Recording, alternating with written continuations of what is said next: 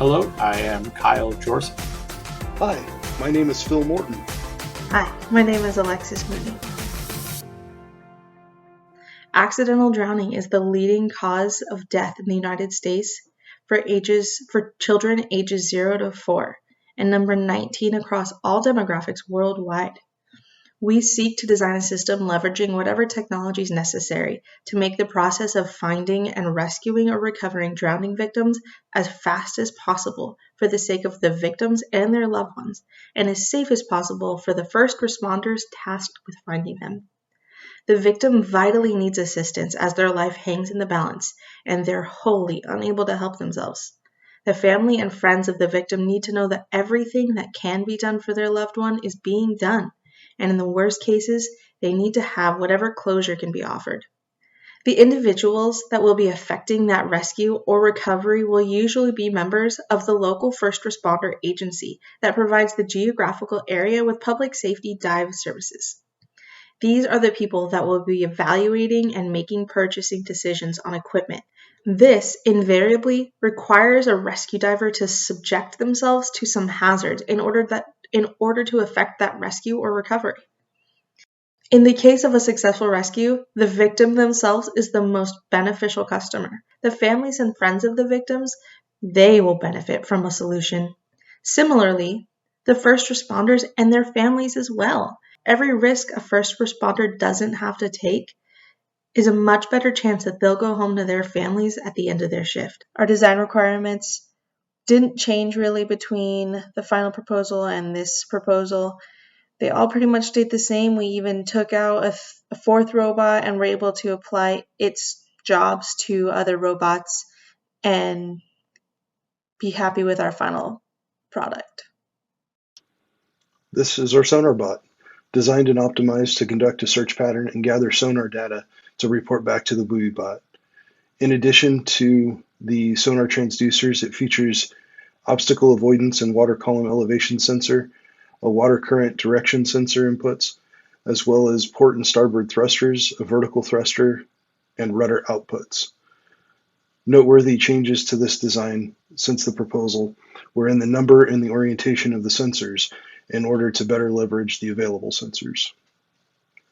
Looking at the cutaway views, you can see the Arduino, motor, and sensor mounting locations. The thrusters are all DC motors, the rudder a servo, the obstacle avoidance and water column elevation sensor is shown as a distance sensor, and the water current direction sensor as a potentiometer. The only changes here since the proposal phase were the same ones made in the CAD design. Upon entering the water, the sonar bot will query the buoy bot for proper heading. It will commence a continuous port turn at the surface until the Y serial command is received, indicating that the bot is on the correct heading. Once received, both side thrusters will go to positive 50% and the vertical thruster will go to negative 50% to overcome the vehicle's slight positive buoyancy and allow it to slip beneath the surface. To counteract the force of the water current on the bot, the current direction sensor will give input to the sonar bot to steer into the current, engaging both side thrusters and rudder, allowing it to maintain proper heading. The critical dimension for sonar image creation is elevation off the bottom. As long as the obstacle avoidance and water column elevation sensor reads greater than 100 inches, the vertical thruster will continue pushing the vehicle in a negative direction. Below 100 inches, the vertical thruster will start turning in a positive direction to keep the vehicle at the optimum water column elevation. If the vehicle comes upon an obstacle that comes within 30 inches of the vehicle, the vertical thruster will go into positive 100% to avoid a collision. Only slight modifications were made to the vision of the overall operation since the proposal, primarily in order to fine-tune sensor and actuator integration. The buoy bot. This bot acts as a bridge between bot communication and the hub. It is able to do this thanks to the buoy floating on the surface. This allows it to communicate both through the air as well as underwater. The buoy bot has two small thrusters as well as a chain passing through it. The chain connects to the buoy and to an anchor. The bot can lower the anchor and move up and down along that chain. The buoy bot monitors the conditions around it through the temperature sensor, depth sensors, positional sensors, as well as through its buoy. This information will help prepare the search team if a manned dive becomes necessary. As the bridge between the bots and the hub, the buoy bot is responsible for coordinating the team, determining which bots need to go to what locations for a given search pattern, and once that has been determined, the buoy bot will move to the central location of the victim's last point seen, providing a visual marker to the surface where the location of the search efforts are currently occurring. Once a victim has been located, the buoy bot will move to that location, acting as a visual marker there, allowing the manned rescue team to converge on that point and complete the rescue. This is the rescue robot. Its job is to take down any obstacles that are in the way of any kind of rescues.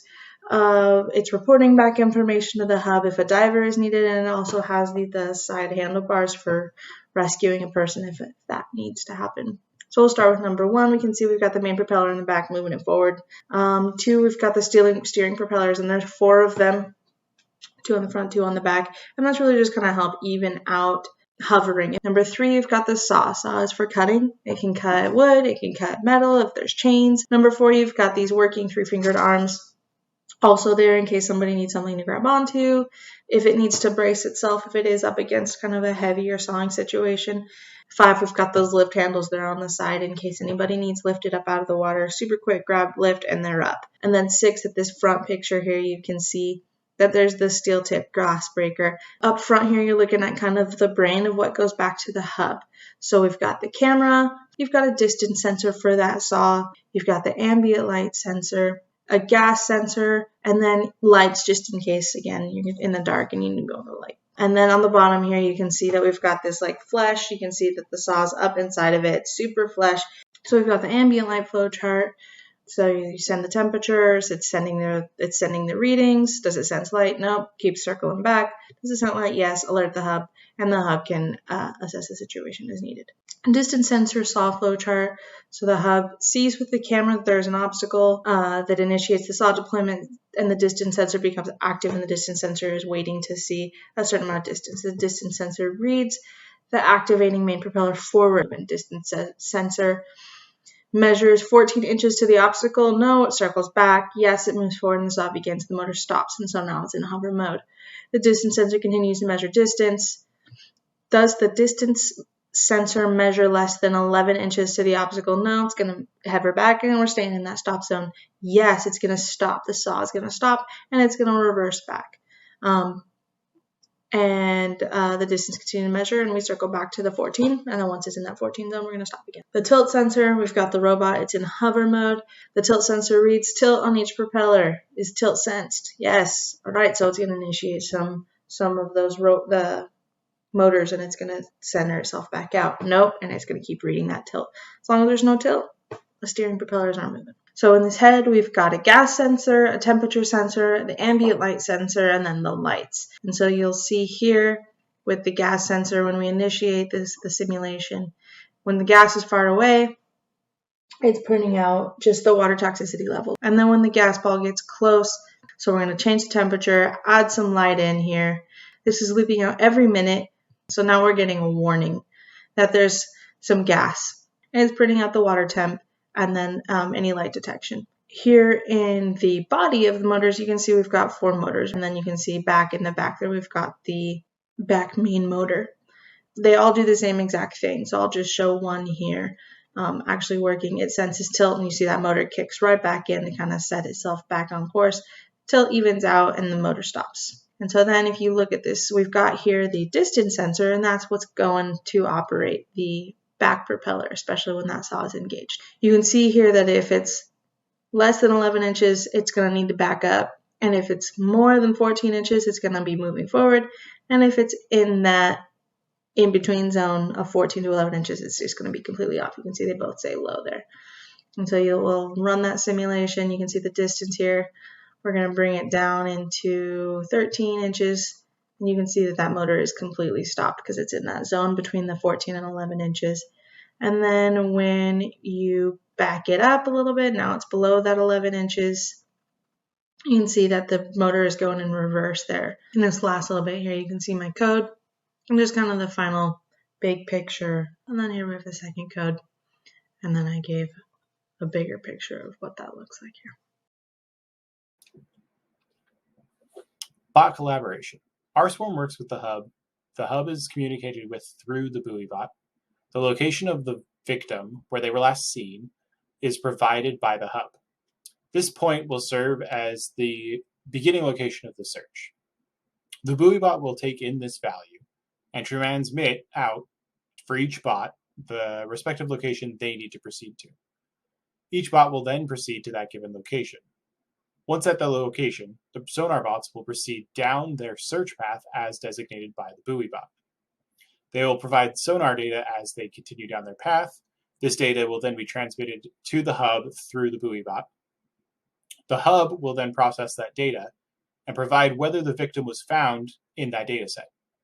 If the victim is found, the buoy bot and rescue bot will continue on to the victim location and perform the final rescue procedure. We simulate this behavior using MATLAB. The code randomly generates a last seen location as well as a victim location. The bots then proceed to their respective locations and execute the procedure as described earlier.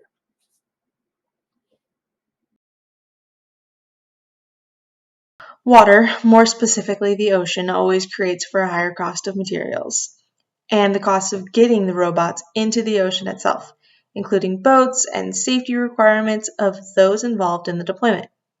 Autonomous underwater vehicles range from $50,000 to $5 million. The smaller 1-meter daily use vehicles run around $15,000. The competitor pictured here is a typical buoyancy-driven AUV. This one ranges around $125,000 and is often only deployed in very specific scientific missions.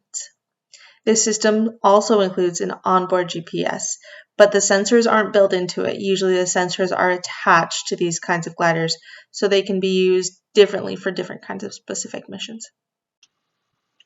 Other tools available include manual rescue diver search patterns, a variety of sonar, passive sonar applications, ROVs, AUVs, and manned submersibles.